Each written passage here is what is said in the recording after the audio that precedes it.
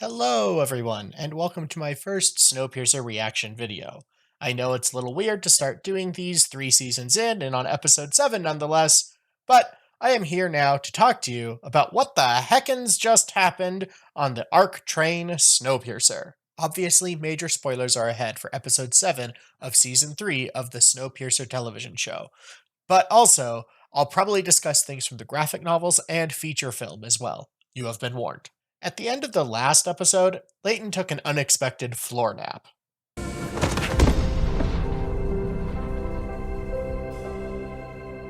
which has him waking up this episode in a dreamland version of Snowpiercer. We can already tell something is wrong because of all the yellow in the shots.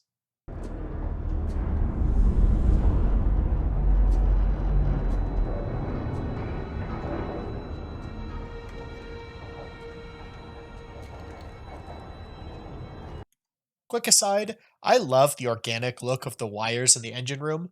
Honestly, it would be kind of nice if this turns out to be a premonition of how we see the engine sometime in season 4, after whatever badness this train is about to run into happens. So, some stuff happens. You've probably already seen this episode if you're watching this, but around this time we see our first skull. We see 3 of these skulls, at least in the episode, and I've looked through the graphic novels and I couldn't find anything. So then I thought maybe in the film that Franco the Elder had a skull ring. But here's a shot of him wiping his face with both hands, and I don't see a ring. So I'm not entirely sure the skull is a reference to anything. I don't know. There's a thing in the back of my mind that says, hey, this is somewhere else in Snowpiercer. So if you know, let me know. From this moment on, the episode gets a little bit like Star Trek The Next Generation. Doesn't Wilford's suit make you think he's like a villain in one of Picard's holodeck shenanigans? Some more stuff happens, and Leighton ends up finding Dream Zara, who shows him a map of the train, which is in Ouroboros. Okay, so getting to the tail, that's the easy part of it. Getting in the tail, you need the word. I think this is a brilliant metaphor for the train. Given the state of the world and the never-ending cycle of revolution on board Snowpiercer, its biggest threat really is eating itself alive. And then we finally run into Sam Roche. Yes, okay, man, what is up with that beard? Things don't go well. Leighton survives, sure, and the schoolteacher ends up shooting a lot of people. Where have I seen this before? That's right, the movie. I really like this nod to the film. I immediately recognized it and didn't feel like they constructed the entire scene just to get a reference in. Good job, everybody. Finally, we get to Leighton's big fear. Death. Not his, of course, but his daughter's. You're not here to face your death. I expound. You're here to face mine.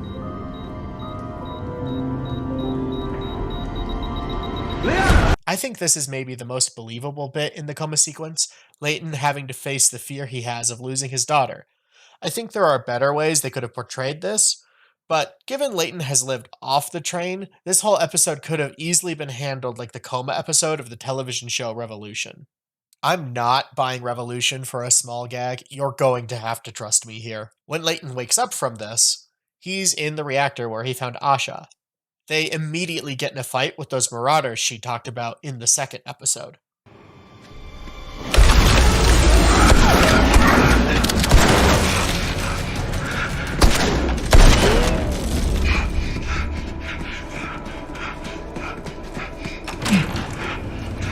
I want to take a minute to note these marauder costumes. They look really well put together. I think we'll see these again soon. I think there are marauders out there. I really like this part where Leighton shoots a marauder, leaving a bloodstain on the wall.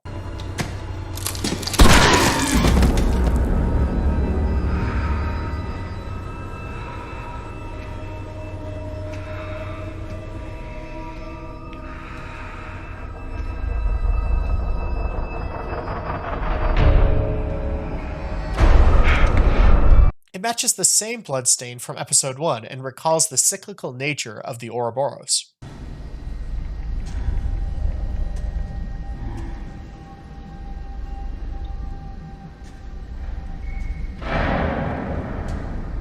As the season progresses, I'm beginning to think Snowpiercer isn't the only train on the tracks, but I'm getting ahead of myself. This is when the real reveal of the episode happens: the tree. The Dragon's Blood tree. The thing that has Snowpiercer looking for a mythical new Eden. Turns out, it was a calendar. You told me not to let you see it.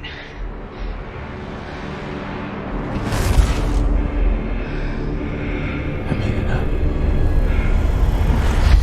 Just for fun, I went back to see if Leighton was looking at an open locker when he fell unconscious. You can't really tell.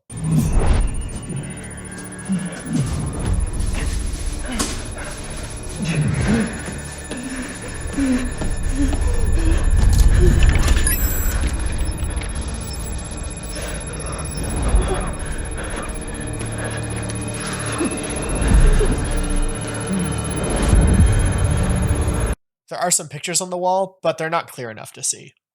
This is probably good for the show. If they get off in New Eden, that does jump the shark because they'll be off the train, and the show is about the train. But at the same time, it probably means Leighton will be at least temporarily dethroned once everybody realizes he's been lying. Although, I'm not sure by who.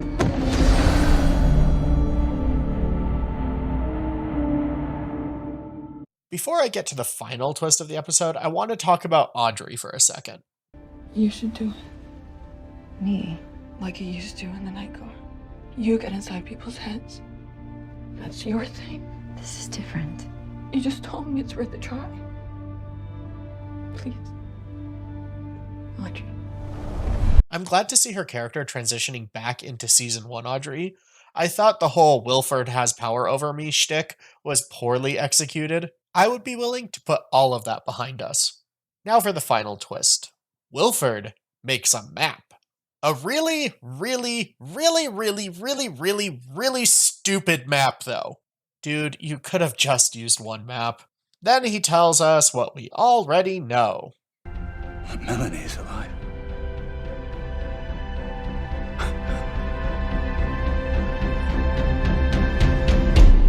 Melanie being alive isn't a surprise.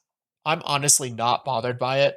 I'm bothered by how everyone forgot that Melanie ran Snowpiercer as hell on earth for the majority of its population for about 7 years. She gets let off the hook far too easily, in my opinion. Killing her off was a good way to short circuit all the drama around what do we do with this person that has tortured us for years.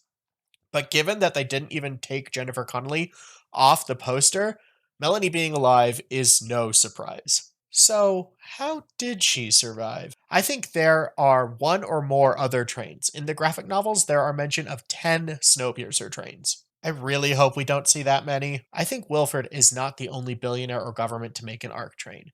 I think this other train has remained hidden because, as we've seen this season, there are way more tracks than the main line. Maybe only Wilford's trains can switch tracks, so the other trains are stuck on whatever sidelines they have access to? I think somehow Melanie found another train, because that is probably the only way that she's made it from the Rocky Mountains where we last saw her to France. Overall, I can really appreciate a dream sequence episode. I just wish they hadn't gone pulp noir with it. It feels like it's supposed to be a reference to something that I'm not getting. I like that they're rehabilitating Audrey, but I'm worried Melody's comeback will mean everybody's gonna forget her past. What did you think of episode 7? Is there something you agree with or disagree with me on? Let me know. Thank you for watching, and have a great day. Bye!